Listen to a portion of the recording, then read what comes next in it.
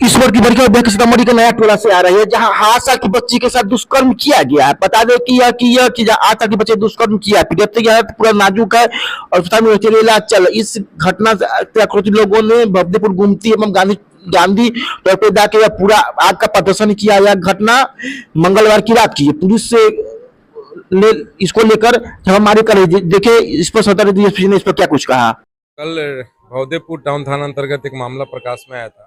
एक 11-12 वर्ष के नाबालिग बच्ची के साथ उसके पड़ोसी के द्वारा दुष्कर्म का प्रयास किया गया है।